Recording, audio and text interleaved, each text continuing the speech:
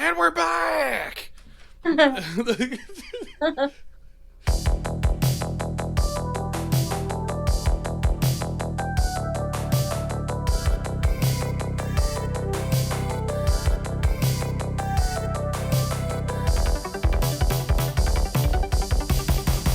Welcome to the Sassmaster, the newly upgraded ridiculously compared to last time Sassmaster.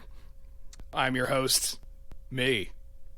And joining me today is the wonderful Dizzy Bender for the first part of an ongoing series that I'm calling The Customer is Always Wrong. Having worked in so many different facets of the service industry, I can tell you firsthand that customers tend to be pretty terrible. So for today, we're going to start off with one that is near and dear to my heart, both physically because there is, in fact, tattoos on my heart, but we're going to start with the tattoo industry and how things are moving and shaking in that industry, talk about some things that you might not know about the industry, and just the hardships of dealing with people that, as my friend Pete and I like to call them, the uninitiated. So Dizzy here has just opened up her second tattoo shop in North Carolina. She's the owner of Fifth Layer Studios and a longtime friend. Dizzy, would you like to say hello to everyone? And let's start shooting the shit. What up, gangstas? As Sass said, I'm the owner of Fifth Layer Studios. Currently, our headquarters is in Phillipsburg, New Jersey. And we did just open up a second location in North Carolina, Wilmington, to be exact. So things are going pretty well. And I myself have been in the tattoo industry for about 8 years now. And before that, I've done a lot of things in a lot of different industries, and most of them service-based. And actually, at one point, I was an airbrush artist on the Wildwood Boardwalk. I was also a henna artist on the Wildwood Boardwalk and a salesman on the boardwalk. All of the boardwalk things. Yeah, fun facts. I started, squeezing henna. I mean, in the tattoo industry, we slinging ink is a good go-to phrase, but what the fuck do you say about henna? Also, the whole slinging ink thing, you got to be a little bit more accurate than that. It's not just you're launching ink around the room, which would be fascinating to watch. Yeah. Doing just some long brush stroke and sending blood and plasma across the wall. But yeah, I started as a henna artist quite young in the company that I worked for, and going from there, I kind of ended up being the general manager for the company in the long run. But obviously, there was a lot of hurdles along the way. Learning how to airbrush was one of them, and that actually became my main career for quite a few years, somewhere roughly around 10. So yeah, quite a bit of my life. So airbrush is one of the things that I wanted to bring up, actually. One of my biggest questions, because especially with you, because I know there's only a handful of airbrushers left in the world, and I know 3 out of 5. I was curious if the techniques that you picked up while airbrushing, because I know it's completely different grip and everything like that, if some of those techniques do carry over into tattooing, or if it's just I thought it was going to be similar, however I was wrong. They do. They actually do. So there's a lot of different airbrush techniques, and the industry is probably a little bigger than we actually think it is. But airbrush comes and goes. So a lot of times what I see happening is it turns into a fad, and it's really popular and everybody wants it, which in turn, in order to keep up with demand, the previous generation of airbrushers starts bringing in apprentices, training more. They end up working that fad, which lasts a while, and then it dies down again. And then in another 20-ish years, because it's popular for about 10 years with a peak, obviously, and then it dies out, and then that generation's going to continue it on for the next one after that. Getting into tattooing, I would say yes. It's funny because I had an old head tattoo artist tell me that tattooing was airbrushing with a shovel. And when I think about it, he kind of wasn't wrong. I was like, all right, I can do this. That's fine. I've been an airbrusher for how long? How hard is it going to be to do with a shovel? A little harder than I definitely thought, but tattooing is an amazing trade. I love it so much. It's definitely become a huge part of my life. Did you see tattooing as just the next logical step, or was it after being tattooed you were like, holy shit, I got to get into this? All right. So my story of coming into tattooing is probably like more of a late bloomer than most. A lot of the people that I work with currently are getting into it like at probably a more average age, around like 25. And then, but I do have some that are working with me that are like 20 years old, and that's all they wanted to do ever. Me personally, actually wanted to be an astronaut, and then I realized how much homework that was. So I said, fuck that. So then I was like, let me be a vet. And I'm like, Oh, oh, but yeah, that's yeah, even and better. sick So dogs. I don't think I could handle that. But I think you made the right choice. uh, for me, for me, it was still the I homework. don't care about the sad puppies. I'm the poster child for those Sarah McLachlan commercials. Yeah. Sorry, mom. I like never did my homework. I was always in trouble. I did graduate with a high GPA though. From that, I kind of like also just didn't want to be told what to do. So when people kept pushing me into like the art world, I was like, I already know how to do that. Can I learn something else? Just because I'm a curious little thing. And so I kind of avoided it, but I had like teachers who like specifically hunt me down in high school, take me with their classes to field trips. They would put my artwork that I was doing on the side, like on display. And I wasn't supposed to have like space available to display my art because I wasn't in an art class. So cool things like that where people really like pushed me and encouraged me to be that person, to be that artist. But when I was younger, it was funny. It was like either you make it as an artist or you become an art teacher. And I knew I didn't want to teach like right away, which jokes on me. Yeah, jokes on me. I teach a lot actually. So from that point, I kind of just like avoided tattooing also because I was hearing it all the time. And then I kind of was like, yeah, that could be cool because like I'm a badass, right? Like I could do that. Working in Wildwood actually gave me a much better perspective on what it meant to be a tattoo artist and that it was actually a viable source of income and dare I say it, like passion and happiness actually, because a lot of the people that I met and became idols later on, not only for their art and but just the way of life, because although tattooing demands all of your attention all the time, um, it really is such a beautiful trade and just technique in Yeah, general you're thing in the turning world people that into like art. I can't get enough. Something that you had mentioned that I had been thinking Yeah. about a little bit was you said that there are people that are way younger that tattooing is just something that they've always wanted to do, and I find it pretty fascinating that if you go into even our generation or yours, I always forget how old you actually are. We could Yeah. never have done that completely growing up because of so much taboo still surrounding the industry and tattooed people in general. You couldn't be a kid and like, I'm going to be a tattoo artist. You'd be immediately shunned from all family functions. Um, it is something that I've seen with tattooing Right. becoming more acceptable and sought after by all demographics. Like, I can't tell you how many people, at least 65 and up, that we did their first tattoo this summer because they're like, you know what, everybody else is getting it. I can finally do it. Viewing it from somebody who's been in it for this climb, there's been this huge boom in the industry. And I'm going to attribute a lot of that to the TV tattoo shows that showed up. Best Ink, Miami Ink, LA Ink, all of those things. Now, it's funny because the very first time somebody showed me that there was a tattoo show on Soiled TV, it. I was like, Soiled it. fuck, this is going to ruin it. And I was I was naive.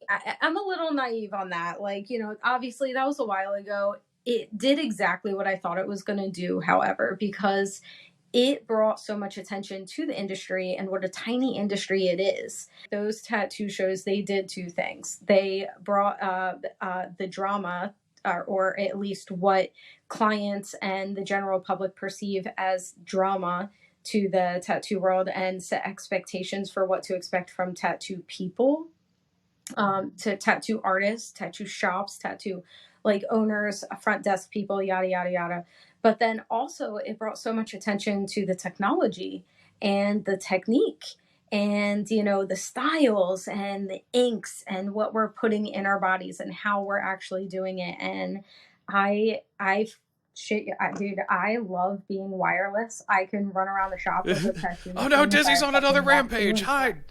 But there's so many more choices for artists now, and like styles have changed and warped and Right. grown. Yeah. So I can see, as someone who I've never done the tattooing, I couldn't, I just can't. There is not an artistic bone in my body.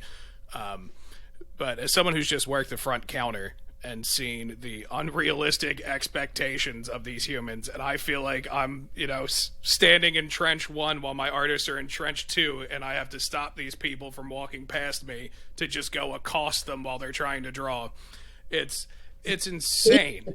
The shows with people not understanding that things take time and that shows are in fact edited. They just see like, okay, in this 20-minute span, somebody has walked into there, they got this entire back piece drawn up, and it's finished. Not the fact that that person left, came back days later, more than likely, Yeah. and has gone to multiple sessions to finish that. It's not, tattoos don't happen in 10 minutes.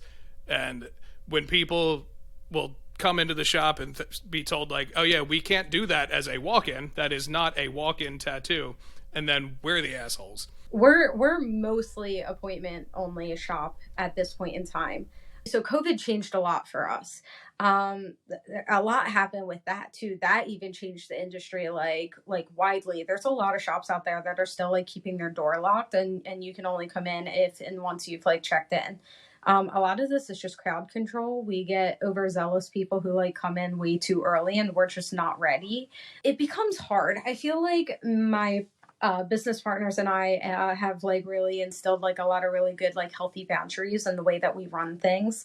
A lot of those things are based on artist comfort in general. So it's been a lot. What was the original question again?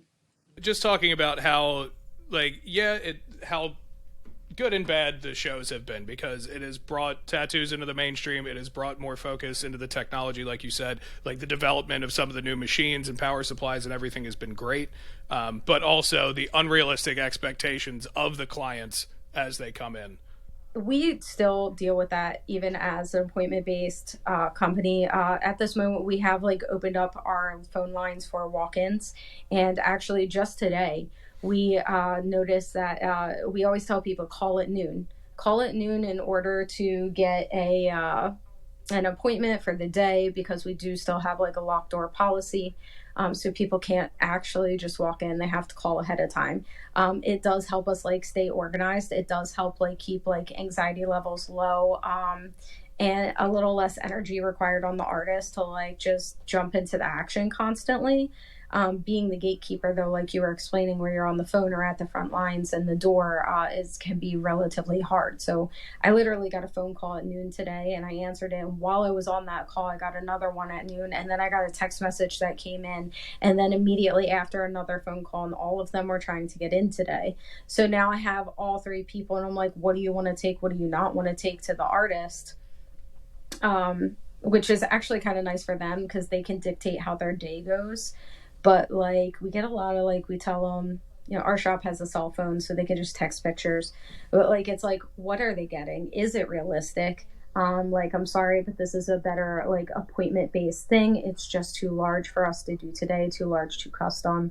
I feel like it's probably a lot harder for you, somebody who works with a lot of that in person, because people don't like being told no to the face. Yeah, I can't just hang up on someone when they're in my face, even though that would be lovely, just to out of nowhere forget that they exist and continue about my day.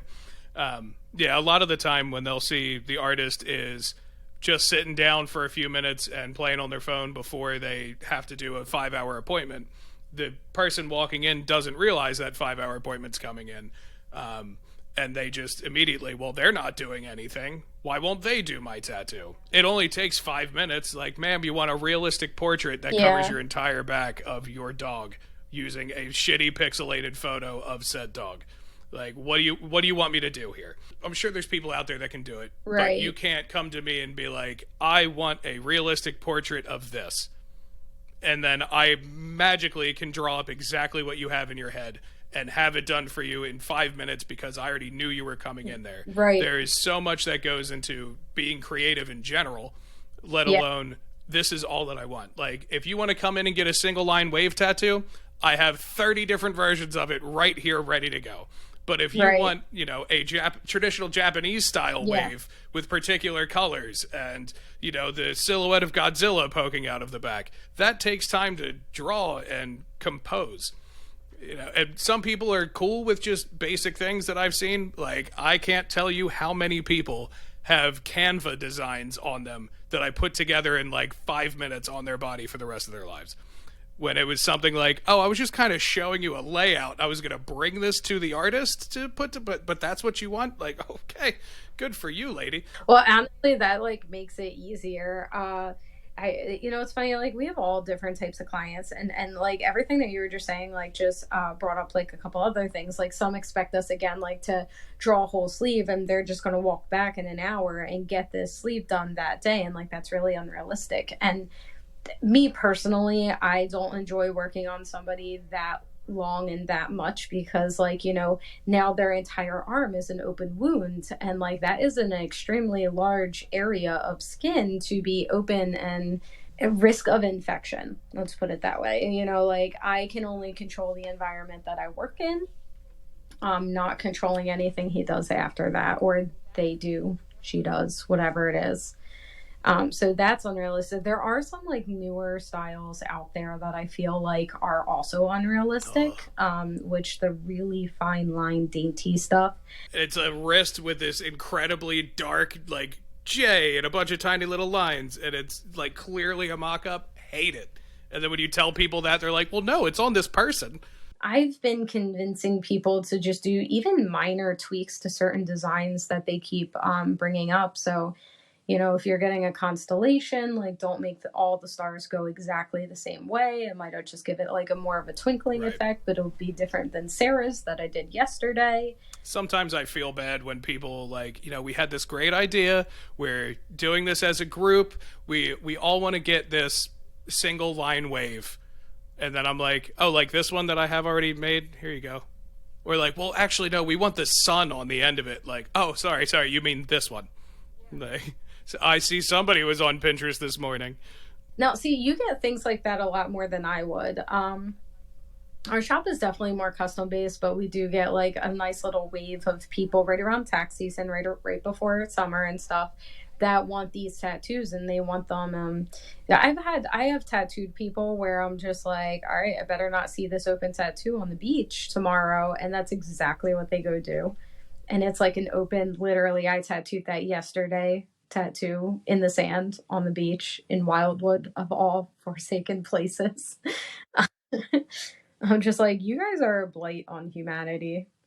Mentioning trends in the industry that you are not a fan of, what trends are there in tattooing, if any, that you actually are enjoying? Like, is there any particular styles that have gained popularity that you're enjoying doing, or like, anything specific designs that keep popping up, or similar designs that you really like? I really just want to work on like large pieces. I don't mind working on smaller pieces at the moment. I mostly focused on like illustrative, neo traditional, um, black and gray realism. I like these things just because, like, the black and gray realism generation that I come from, it really kind of tested your skill as an artist on how well you could copy something. It goes back for literally forever. So I think I like doing the black and gray realism because it is something impressive to look at. And it's fun, and I feel like it does keep my skill level at a certain point and allows you to see like shadows and lights in a way that will only help build for when you're breaking those things down into a simpler form, such as like neo-traditional. So I'm really enjoying these. I'm enjoying the color palettes that have been coming out. I'm enjoying the new technology for sure. I do feel like there is a certain amount of the public that is trying to educate themselves to become a better client when they see me outside of work, not telling every single person I'm a tattoo artist, because I don't want to work when I'm not at work as much as the next person. Look, honestly, me and everybody have a deal. If you tell somebody I'm a tattoo artist, you have to cover my bill for the rest of the night. And if it somehow gets out, and I don't know who gave it away, if somebody wants a consult, they have to buy me a beer. You just want a picture of a dog? I got you, man. Yeah, and then suddenly I have a giant back piece with a Damn it, I Japanese did it image of again. Godzilla poking out the I gotta background. stop drinking and consulting. Yeah. No, honestly, we joke around also that like scheduling Dizzy is a dick to tattooer Dizzy. We wear all these different hats all day. It's like social media, it's the phone, it's Facebook, it's Instagram, it's the personal line that I have in order for people to get a hold of me. You know, it's my friends, my family. It's my schedule that's booked out too far, and I'm packing people in on extra days, and it is what it is. But like to touch on more trends that I think like people are I'm enjoying at the moment again is just like the uptick in it. Like I'm enjoying this ride of the new boom in the industry. There's so many more tattoo artists out there at this moment. There's so many more people like pushing the industry farther and farther every single time. Again, like back when I started apprenticing, there were no battery packs, you know, and like rotaries were really just hitting the scene, and people were still just like talking shit on them. And now look at like what's happening. So That is something with the industry as a whole kind of elevating and going forward that I've noticed that a lot of the shops that were, what we grew up thinking tattoo shops to be, kind of biker, quote unquote, feel and sketchy and scary people working at them doing nothing but tribal tattoos all day. I've noticed that they definitely still exist, but I noticed that a they lot of still them are kind of exist. phasing out mostly because those people just don't want to do better. They are stuck in like this is what I do. I'm not going to learn anything new. I've been Yeah. doing this for X amount of time. I don't want to learn new technique. I don't want to do these new cutesy tattoos. And they're phasing themselves out because what they're doing is just not really popular anymore. Stop living in the past and let ROA MJ LLC modernize and streamline your business practices. Because why wouldn't you want to continue hearing my voice but in a professional setting? Go to kmaytechnology.com to see how we can help you get with the times.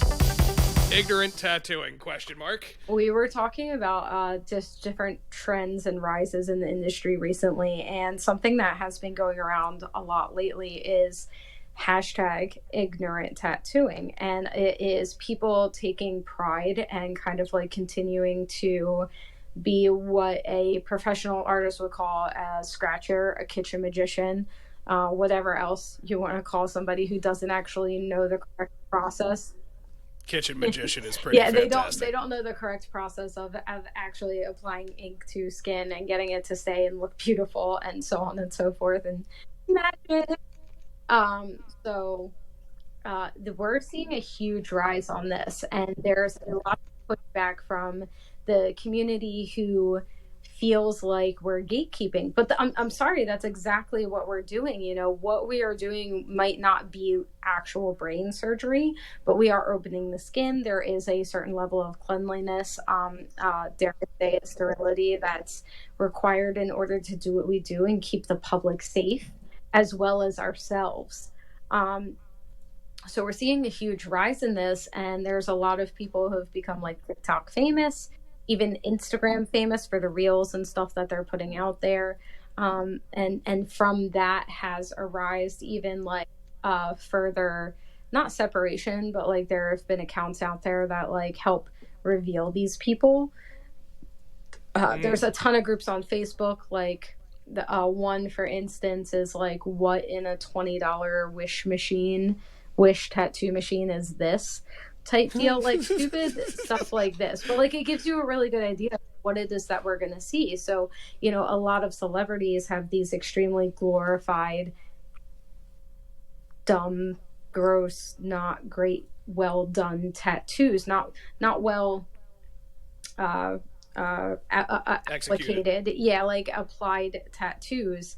And people see this and they're like, I want to look like that.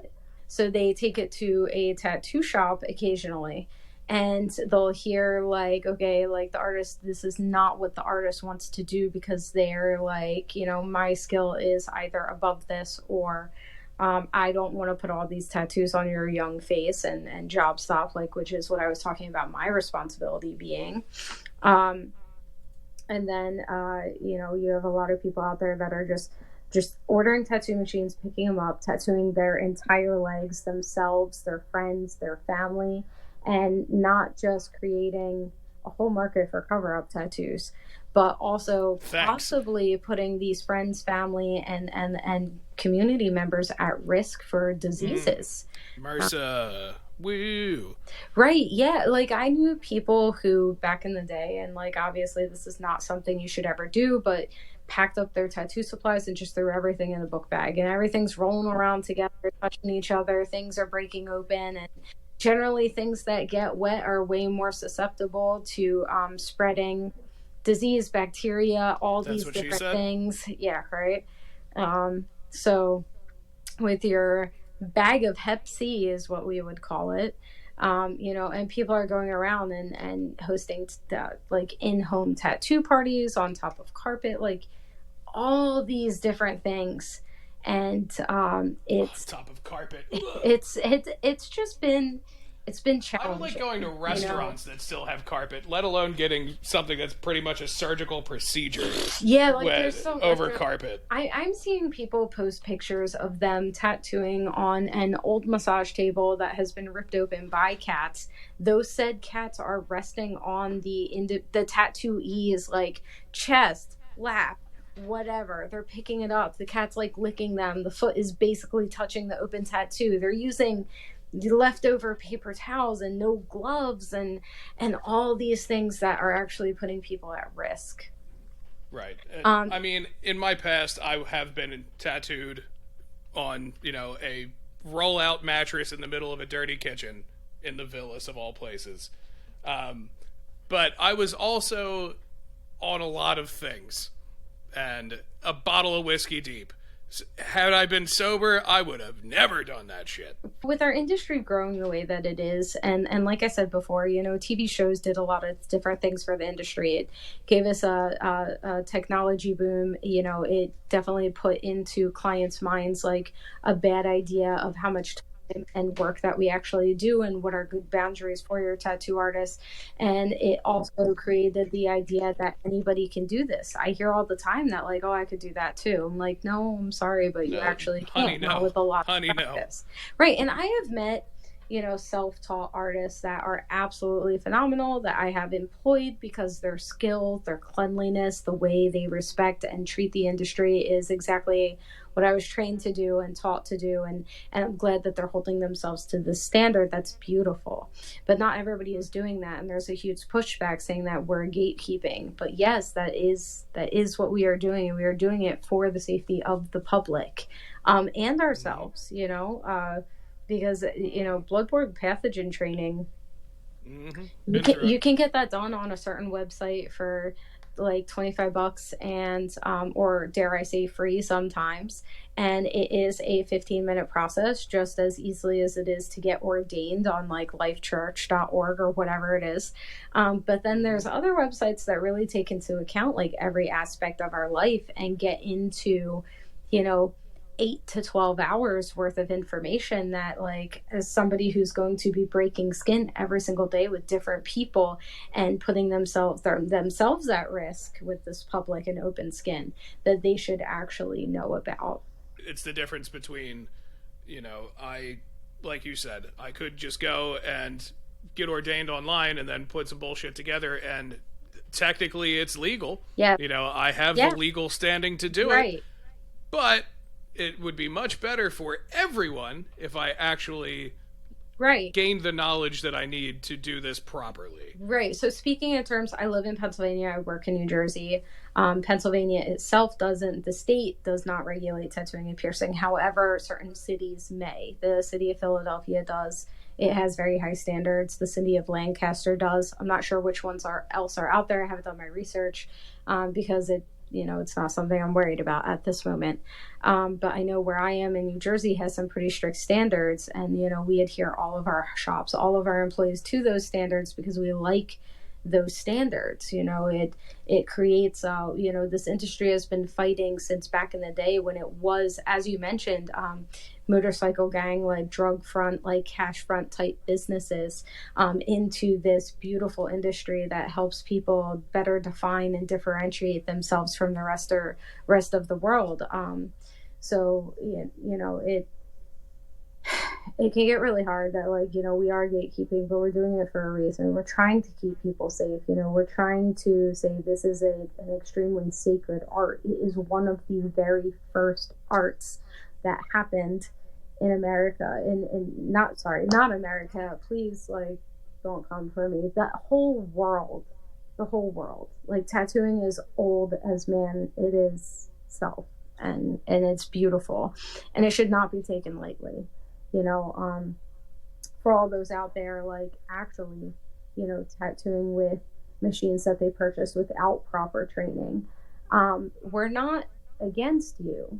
We want to be able for you to do the training and do all of these things. And, us as artists, what we require in terms for you to achieve an apprenticeship with us and so on and so forth, there are reasons for that, because this is not a career that is for everybody. This is not a career that everybody can do, and we do, like, want this to be safe. This industry has been fighting for its space and community and society, because, like, it is a wonderful fucking thing. And what this wave of the ignorant tattooing does is just bring us back down. It glorifies the bad side of tattooing. And if this information was more readily available and much more easily obtained, I'm sure even way more people would be doing it, and our society would definitely be even further along with its views on tattooing. But at current moment, like, these types of things are hurting the industry by perpetuating the idea that anybody can do it, and, like, it doesn't matter as long as you're tattooed, because that's not the same thing that matters with everybody. That I agree, and that also, from a front counter standpoint, saves all of the times of, oh, that's going to be $400. Well, my boy did all of this for $40. Yeah. It's like, yeah, it looks like it. And number two, don't come into my licensed shop that pays for insurance with trained artists and expect that you're going to get the same work, because that's insulting that you think your boy in that basement that did that whole sleeve for $40 is on the same level as my artist sitting in that booth over there that's been doing this for 17 years and has made his entire life out of this the right way. Somebody who put 2,000 hours into just training to do the basics and still sucking for like a year or two until you really nail down that pace that you need to achieve in order to, like, continue to grow as an artist. We were talking about how there's a lot of shops out there who don't want to keep up with the times, who don't want to move along and grow themselves, and you know what, okay, cool, but, like, that's not the type of artist I want to be, and that's not the type I would hope for this generation of tattoo artists to be. I want us all to be able to, like, push forward, because what we do is amazing, and it needs to continue to be that way. And those out there that picked up a machine, went for an apprenticeship, it didn't work out. Look, dude, not every mentor out there is the mentor for you. I know a few people that have apprenticed under multiple people until they finally found the right one. And I talk to people like this all the time. You do not actually have to suffer abuse. There is somebody out there who will take you and for what you're worth and take you seriously.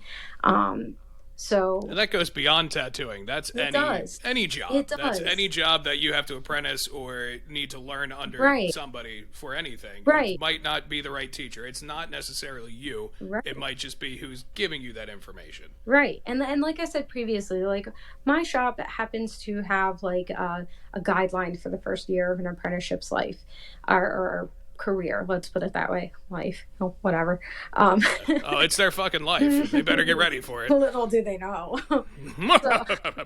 Spiral mustache. Like, we have it outlined until they actually get on the fake skin. That is a lot of times where it really depends on their skill level, the effort, the emotion, the passion that they put into this. And we see it, and we sit and we talk about it and we analyze it, because some people have the drive for a specific type of lifestyle, and a lot of times tattooing is not it. It takes a lot to be able to Oh, people think it's like a rock star thing, like you mentioned again, that we're going to make our own schedule, that we're going to work whatever hours we want. And it doesn't matter because I'm charging $800 for this tattoo. But, looking back again, like an artist is probably only taking $300 of that tattoo home, and it took them 6 hours to do. So and plus the hours drawing it before that. Right, exactly. So it sounds like a lot, but when you really break it down, we're just making an average job, like an okay job. I'm not making bare minimum wage, but like I'm also, again, I don't have a brand new hearse parked outside of my beautiful house, like two garage house. So yeah, you can charge $800 for one tattoo, and you can make your own schedule and only work when you want to. But have fun being homeless.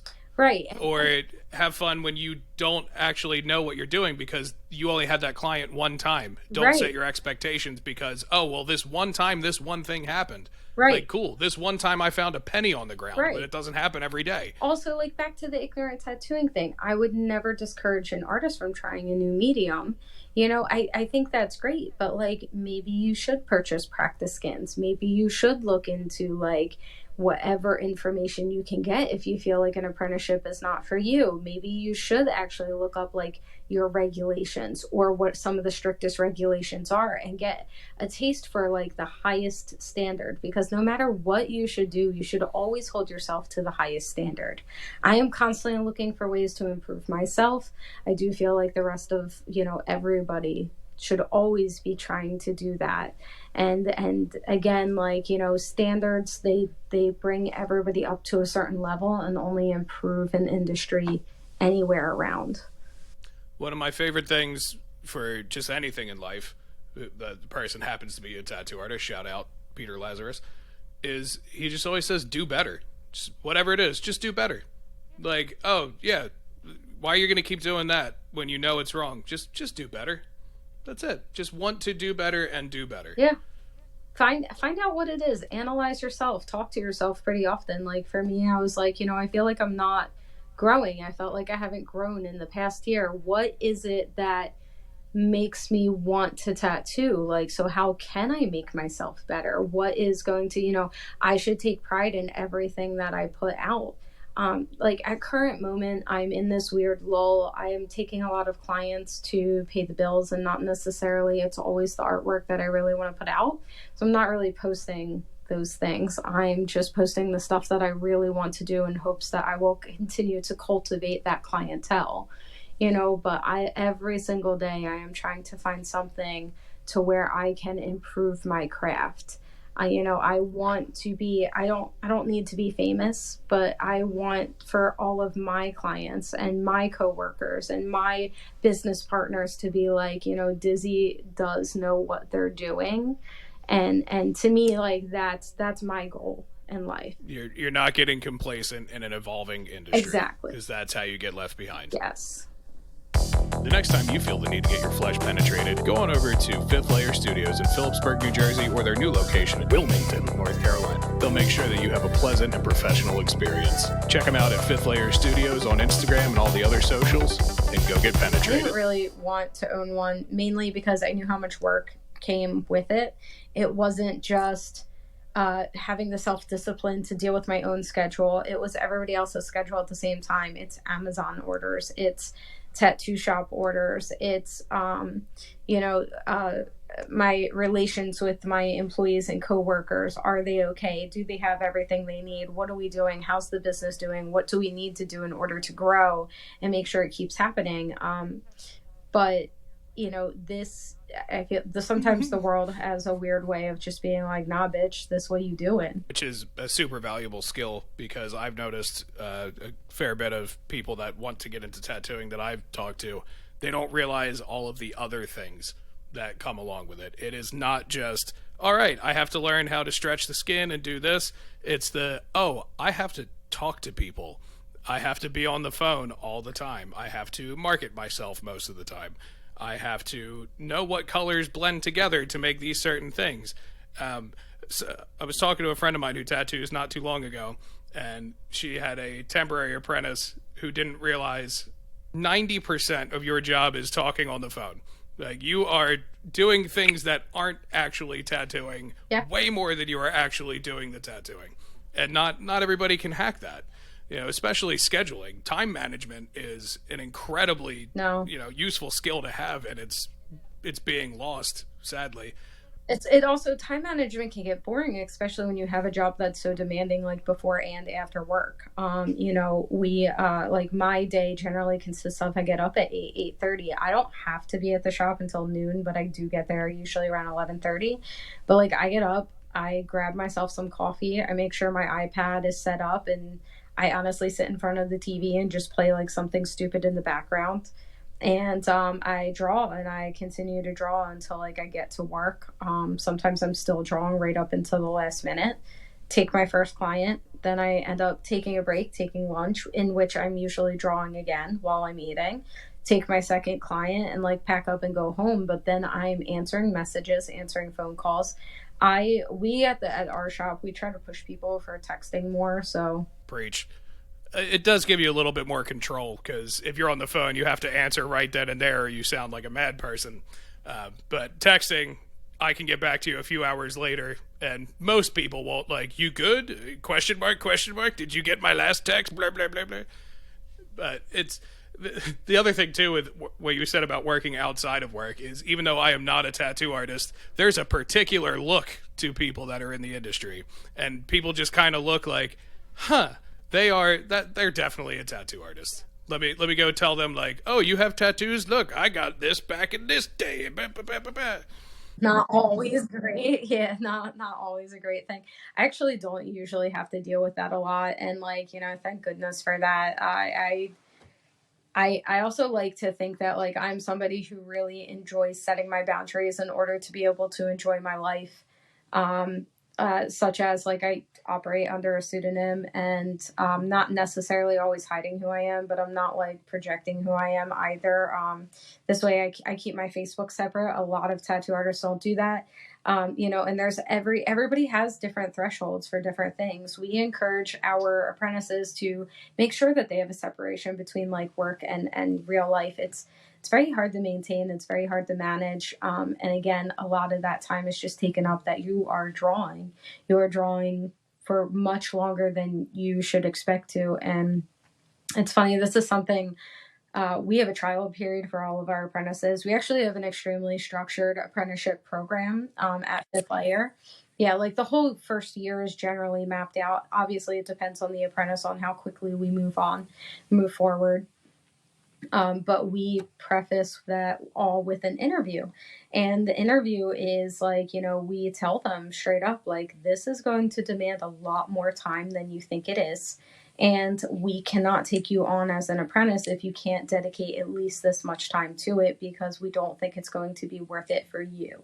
And that can actually be the truth. It's one of those things where if you're not constantly working on it for as long as it needs to happen, you're really just not going to gain that skill, and you're going to lose it too. Being a unique creative and just being a true to yourself individual does come along with the tattooing. But I've seen some tattoo artists that they have, one or two smaller tattoos, and that's it. You would never think, looking at them, like, oh, that's a gym teacher. Not, oh, that's a tattoo artist who's been tattooing for like 30 years. He just doesn't like getting tattooed. It's like putting a target on you almost, or a giant billboard like, hey, bother me, annoy me while you're drinking, give me your shitty questions. One of the owners of our company has no tattoos. Really? And yeah, really, really. And it's not that he doesn't want them. It just hasn't been like the exact right, like, it's a bigger decision.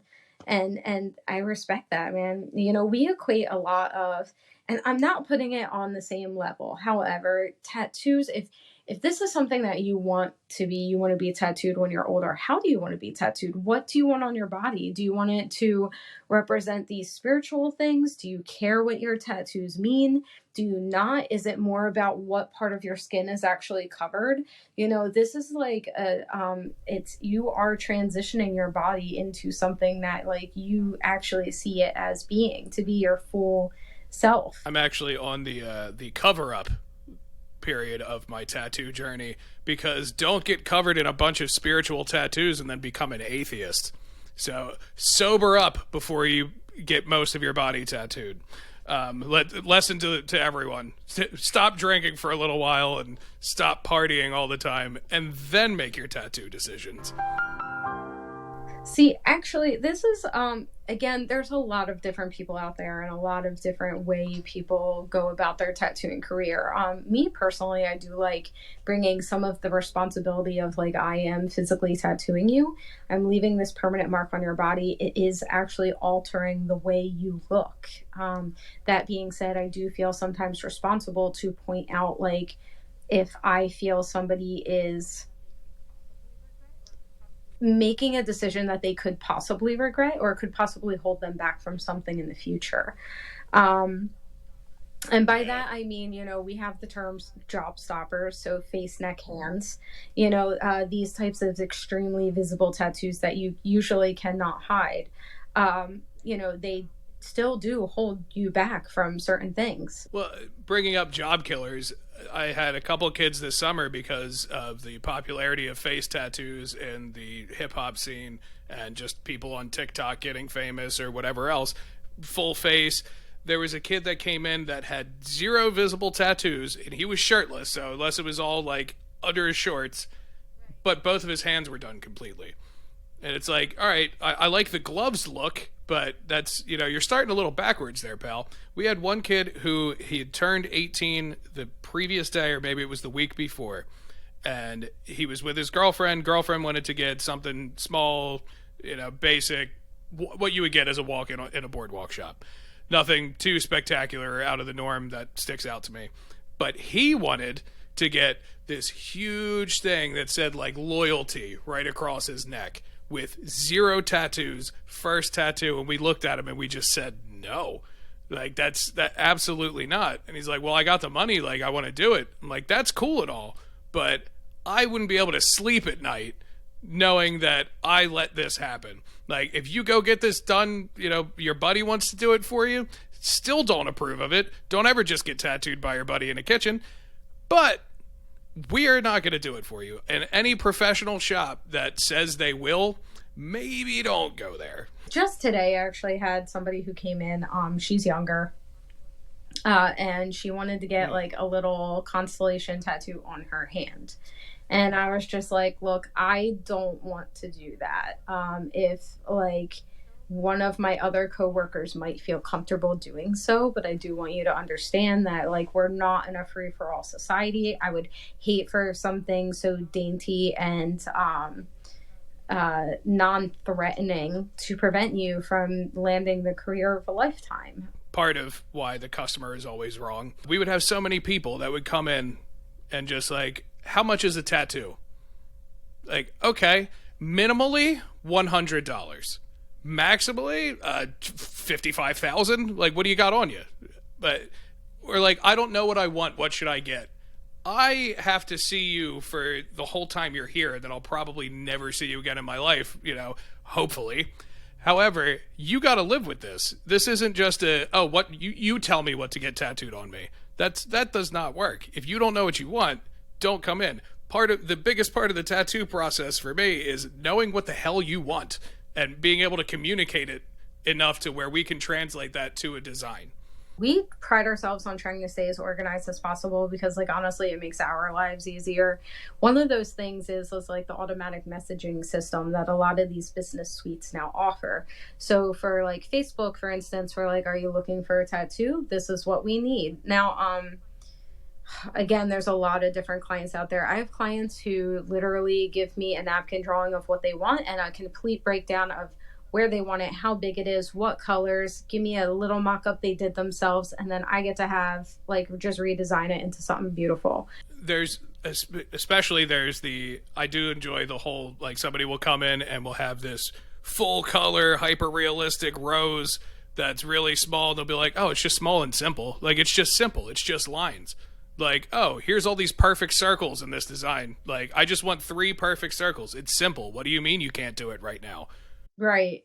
And like some people don't realize what you can do on the computer is not necessarily the same what you can actually do in skin. You know, our needles only go so small. Our puncture marks only go so small. Having your wife, who is a psychologist, in on everything, because one of the biggest things that I've noticed about the industry is with artsy people tends to come some type of emotional irregularities, or some type of, through the best art is created out of trauma for a lot of things that I've seen. Like country music is an entire industry built off of bad things happening to someone's truck. So, or dog. All you need to write a country song is your wife left you, who is also your sister, your truck broke down, or your dog died, and you're now a country. Oh, and it all happened on a dirt road. And then your your wife was a dirt road. I ain't never been on a farm before in my life, but we're gonna write this song. Like all the people from South Jersey. Never mind. I'm not gonna get into that. There's 2 farms around here. Why do we have so many rednecks? It doesn't make any sense. I don't even remember where I was. Having people that aren't just artists is always a great thing, because artists, you do have to spend a lot of time specifically in that craft, especially if you start that off young. You don't really have time to acquire the other skills. Like, for example, if I were to ever open up a shop, I would not be an artist. I wouldn't be coming into it artist minded. I'd be coming in business minded. I could bring my sales mind, my marketing, my people managing skills into that job, while I'd need somebody else to be the artist, because that is not in my wheelhouse. No, I understand, but like the amount of work that even a shop manager would do if they took, there's so much that they could do. You could make a legitimate career out of being somebody like that. But a lot of things go into that. Can the shop actually afford it? Like tattoo shops, a lot of people complain that like tattoos are expensive. They have no unrealistic expectations. Again, pricing. Just like touching on that, like we teach our apprentices how to price in like a square inch like grid, and each square, depending on what style, what you're actually doing for the tattoo, is worth a certain amount of money. It really helps them give it like a better idea on how they should actually price and what their time is worth, and so on and so forth. But like for overhead, for like, and every shop is different again, so like this is just like a basic structure. You have your rent, your basic bills such as like internet and electric and like water, if you have to pay that stuff. You have all that, and then you have all the supplies you're using. So that's why shop minimums actually exist, and they are different everywhere depending on how many artists are actually working in the shop, what the general inflation of the surrounding area is. Something out in a cheap, smaller town might actually have like a much smaller minimum than somebody in the middle of fucking New York. There are some certain city areas where pricing for tattooing to me is absolutely insane, but it's got to be like that because of what it costs them to just run the shop in general. The other thing with that too is, a lot of people, when they see tattoo artists, they're used to seeing the TV tattoo artists living these rock star lifestyles and all that other stuff, not realizing that in a lot of shops, especially some of the older shops, that artist is only getting 50% of whatever that tattoo sold for it. They still have to pay taxes on it. Most of the time, there's still some supplies that they don't have provided for them by the shop. Like a lot of people have to provide their own inks, their own machines, gloves, ink caps, whatever the supplies end up being. And then the flip side of that is, if you have a shop that is providing all of those things and you're offering less of a percentage for the artist, that might scare some good artists away because they just see this percentage. And also, back the other way, if you compensate your artist too much as an owner, then you're losing out on your end, which is taking right out of the expenses. Like if you're getting 30% out of every 100, $30 is going to the shop, which that covers barely anything off of the tattoo in the end.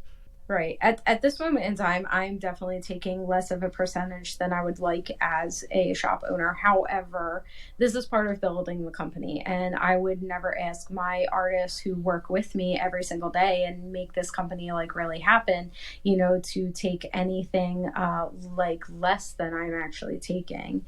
And again, like I'm okay with that. It will come. Things are building. It's just going to take like a little while longer of some really fucking hard work, and I'm ready to do that because what it's going to be is beautiful. And I also feel like in my heart, I'm not doing a lot of this building for my shop for me. I'm doing it for the community that I'm cultivating with the artists that I haven't employed, with the apprentices that we are training. Um, like it, that to me is a little more beautiful than making sure that I have like, I don't know, my dream car would be a hearse. So like a brand new hearse sitting in my front lawn, which I don't even have a front lawn. I'm like renting an apartment still. So we definitely do want to grow more in the future, and those are our main goals. We do have to expand like our first current, what we're calling mothership and or HQ location, because we have so many apprentices now or at this moment, and like wonderful artists like joining us, that we're ready to take on more space. There's a lot of like regulations that come with being a shop in New Jersey specifically. And that can be taxing because we really have to plan things like accordingly before we can make a move. And the town that we're in, I hate to say it and I don't want to talk shit, but I'm going to talk some shit.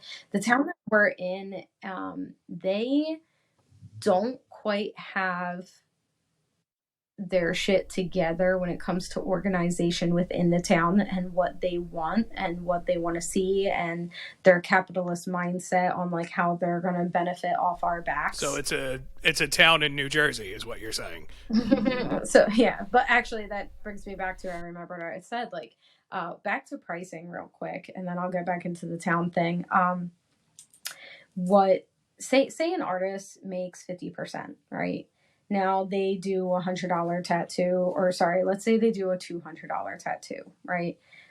So now they're only getting 50% of that, so there's $100. So yes, they get taxed like our normal national average of like 16%. But something that a lot of people don't know is that most tattoo artists get taxed a luxury tax on top of that, which is another 13%. Okay, so now that is just what federal government wants. And that is because tattooing is a luxury. In order to get tattoos, it's a luxury item as dictated by our taxes. Our government says so, which is it? Yeah. Do we absolutely need tattoos? Not necessarily. Are there some medical necessity like tattoos out there? Yes. Um, so like I get it, but like, so now it's 16% and then 13%. And then you have your town taxes, your state taxes, your school taxes. By the end of it, we are somewhere upwards of like 38%, I want to say. So now that $100 we take home now becomes like, what is that? Yeah, $62. Like, and I just spent like an hour to 2 hours on this. Like it sounds like a lot, but guess what? That like I only have so much time in the day, and like set up a breakdown takes away from my time. Eating lunch takes away from my time. I can only get so much of that in a day. And a lot of us are, and not me, but like my heart goes out to all artists out there supporting a family, like having kids, having an actual house and like cars and like a partner, and like it can be really really really really rough actually. And our equipment is not cheap. And that's before you can even just buying that machine. That's before the carts, which there is definitely a hierarchy in the cartridges that you buy for your machines. Then you got to buy gloves. But yeah, you're right. Like there's a lot of like different things, Mm-hmm. and cartridges and needles are not cheap. Touching on that even a little more, like so like cartridges themselves, they are roughly 3 to 5 times more than a bar needle. Yeah, Um, certain brands. Sometimes even more in some cases. But getting into that even further, there is different gauge for the pins that are used to make the needle. And then there are different structures for all of these needles. So again, this like goes into like, we have to be trained on all this and understand and try them out and what's going to work for you, your style, your hands. And sometimes like, a 14 liner in somebody's hand might not work for somebody who would just runs differently and maybe uses a round shader instead to achieve the same effect. So now we're putting in, you're spending at least a couple grand on machines for trial and error, plus seeing what the amount of trial and error in the industry as a whole, just getting started. Like that whole apprenticeship, you're buying out all these supplies, and maybe I like the way that this ink works. Like, oh shit, I wasted all this ink because it didn't blend properly because I don't know how to blend my inks yet. Or now I'm going to spend money to buy another bottle of ink, which ink is a stupid expensive at the moment, at least last I checked. But ink is still pretty expensive. Yeah, I think I bought like 3 bottles the other day, and I want to say I probably spent around like $70 to $80. That's including shipping, and those are the 1 ounce bottles that we all like, know, and love. I would say our company specifically, we're very lucky to have like this whole storage of older things for people, for our apprentices to try on fake skin and so on and so forth. There's been like the new edition of like the ballpoint pen cartridges that have come out recently. People have been rigging their machines to take ballpoint pen for quite a while, but for a shop like ours that doesn't run a whole lot of like coil, and we usually use rotary, rigging a cartridge to do like a pen tip is like, it can get a little wonky. So there have been like some of those which we found are super fucking fun when you just want to run your machine, you ain't got shit else to do, but also like another way to help somebody learn how to control a tattoo machine. So now going from pencil and paper directly to like machine and fake skin, now we have this machine with a ballpoint pen where they can get used to how the machine feels, the weight that they're putting down, because that pen is not sinking into something, it is hitting paper on top of something hard. Right.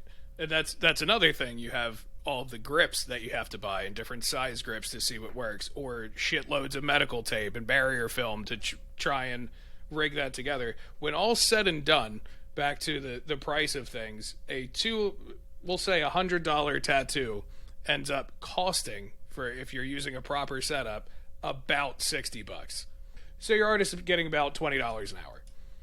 Actually, it's funny. So you say that, like, our shop also provides aftercare. We just got really sick of like people using things that they shouldn't. Well, I used Bactine. What do you mean? I'm a nurse. I know how to take care of that. I'm a nurse.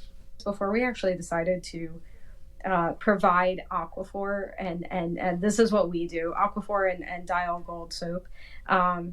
So we had a little packet, a little booklet that we would send people home with that specifically listed these things.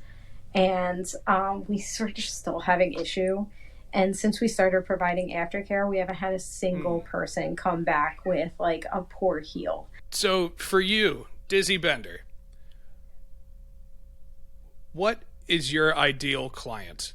When it comes down to it, not complaining or making me feel any type of awkward about pricing is wonderful, because I know what I'm worth. I know what I'm putting out. I know what it's worth it for me to put the time and effort into the tattoo. A dream client for me would be somebody who kind of is like, hey, I want this. I want it this big. And by this, I mean, give me the most basic of ideas. Let's say I want a Miyazaki piece. I want it from Spirited Away. I want to focus on this character and this character. Have fun. Now, a lot of times I'll also want, how big is this going? Is this full color? And if they're just like, hey, I love your work, like just have at it. That is the most fun for me. So it's definitely got to be a subject matter that I would want to tattoo in general. I like bigger pieces. They are super fucking fun. You obviously get more detail and get to shove more fun Easter egg type things in there. So that also, and then they come fed. Like they know the routine. They come fed. They're good conversationalists, or they know exactly what they want in terms of like, I want to sit here with my headphones on. Or if we're both into like the same things, that's asking a bit much sometimes, but like, you know, we'll put anime or movies on like while we're at the shop. It does make time pass pretty quickly. um but yeah, just like somebody who really knows what they want. They're like, I want this and I want to get it, and I don't like, just put me in the schedule, and they show up and they're ready to go. You know, they don't, I can't say they don't complain, because I do feel like there is a, you know, there's a boundary line in there about people being too complacent. If you don't love this, you're the one who has to walk around with it forever. I get to see it today and maybe once in a blue moon if I bump into you, but even that is rare. Yeah, So, I get to see it as you leave. And right, that's about it. And I get to see it in my phone memories and my time hop, like whatever. Like, but yeah, like, be honest. Um, I can only do so many redraws before we figure out I'm not the artist for you. I'm only willing to do so many redraws before we figure out I'm not the artist for you. But yeah, just be prepared, I guess I could say, is like, know what you want. Know what it means to be told no. No, we will not pack all of those fine lines in that tiny area because it will turn into a blob. Or be understanding at least, and under like, be like, this will change over time. Like a lot of people are doing that stipple whip technique, which is not necessarily new, but people, it's just pepper shading with a liner at this point. That being said, like, those will mutate over time. They will start blending and fading and become smoother as time goes on, because so many people don't know that. When you try and tell them that, they're like, oh, well, you know, here's a picture of this tattoo, and it's like, yeah, well, that just got done. Like, there's still blood coming out, so of course it looks great. Now, see if that artist posts a healed pic. I doubt it. Yeah, and like, we actually keep those in our back pocket, healed pictures of certain things, of finger tattoos, palm tattoos, inner lip tattoos, feet tattoos, like super fine line tattoos, a ton of writing. Please don't give me a fucking paragraph. I will say no, and I will honestly say no, because I know it's going to look like crap no matter what, unless it's the size of your fucking thigh, and even then, that looks, I don't like it. It's not for me. Yeah, and I do find lettering beautiful, but like, do like a short phrase, do like a one word thing. Those things are brilliant. I love them, you know, but don't get paragraphs. Don't get like something that you haven't been into for like 10 years already, and you know. This week's episode is brought to you by Victory Cleaning Company in South Jersey. Is your house a fucking pigsty? Did you think that you could really clean up after all of those renters for your short-term rental? Let Victory Cleaning handle all of that bullshit.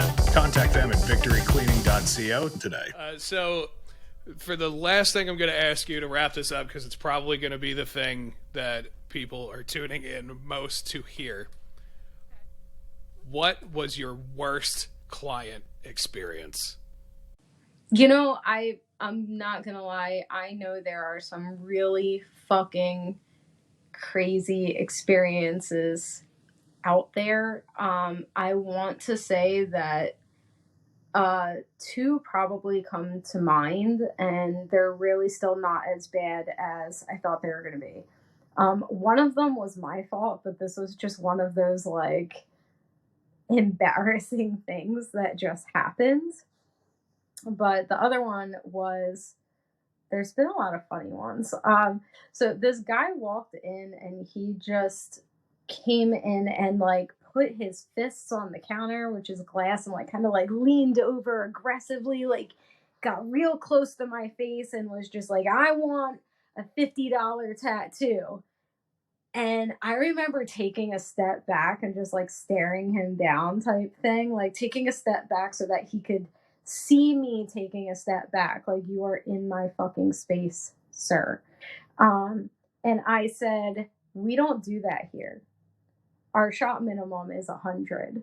And he was like, well, I just want this. And it was just his Eagles thing. Like, he had gotten like, I don't know, every year they went to the Super Bowl or some shit, like the year tattooed on his arm. And I'm like, okay, well, you know, it's $100. Like, I remember like the rest of my coworkers and stuff in the same room as me and like staring and like waiting to like jump on this guy. And he probably deserved it, but I tried to just use the utmost professionalism that I could. This guy ended up he ended up spending more than $100 because he wanted like a little extra flair.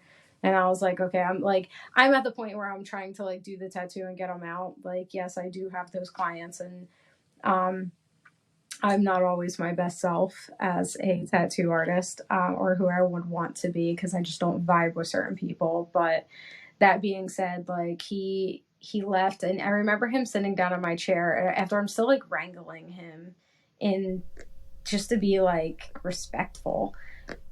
He was like, man, I thought I was going to come in here and like tell you what I wanted, and like you just kind of like, you know, that didn't happen. And I'm like, yeah, well, it's my fucking shop. And he was just like, oh. And then he shut up. And then he was trying to like hit on me and like compliment me, and like it's being like, you know, if I didn't have a wife, I would totally ask you to dinner and stuff. And I was just like, okay, wrong parts, bud. Yeah, I was like, well, I have a wife, and I would appreciate it if you never talk about that again. Yeah. And I'm pretty sure that's not even what I said. What I actually said was, nope, we're not going there. Because, like, I was just done at that just point. Hard no. Like, sir, knock it the fuck off. Yeah. That's the shop minimums is another thing real fast that drives me nuts, because it'd be like, oh yeah, sorry, minimum's 100. Even for ... Yes, the minimum's 100. Well, what about this? The minimum, like the least that you will be paying for a tattoo today, sir, is $100 plus tax. So right. 106.60 or 25 or whatever it ends up being. Or people, when I'll say, oh yeah, shop minimum's 100, like, oh, so whatever I want, $100. Like, no, the minimum is $100. You know, leave before my IQ drops. Yeah. Like, I could feel myself getting dumber the longer you are within 3 feet of me. Please remove yourself. Yeah, I don't have like a bunch of horror stories when it comes to clients. We've been cultivating like quite a good crowd, and people are extremely understanding. And again, we're very like, we focus on boundary setting when we're training our apprentices and new hires and stuff like that, just so that they kind of have the same experience, because we are in an area that could cultivate you know, some horror stories. Well, Dizzy Bender, as I should have started this conversation off like I start all of my conversations with you. Dizzy, I love you so much. I love you more. Thank you so much for chatting with me. Thank you for having me. Is there anything you want to shout out real quick before we end the recording? Not necessarily. Like, look, guys, you know, I love you. I want to continue serving this community and like being like a better tattoo artist. If anybody has any questions, please feel free to reach out to me, and continue listening to Sass, because he's got some really good shit to say, and I think it's all going to make you guys better consumers, and in turn make us better managers, service people in general. You gonna make me cry. Oh, I love you. All right, well, thank you everyone for tuning in, and stay sassy. Thank you everyone for tuning in. If you enjoyed what you heard, or you just feel bad for me, follow the Sassmaster on Spotify, Apple Podcasts, and Google Podcasts. Also check out thesassmaster.com for merch, or if you'd like to make a contribution to the channel to let me keep making these and not have to take on 15 other jobs, that would be greatly appreciated. Also, shout out to my sponsors. If you would like to become a sponsor, please go to thesassmaster.com and shoot me a message. See you guys next week.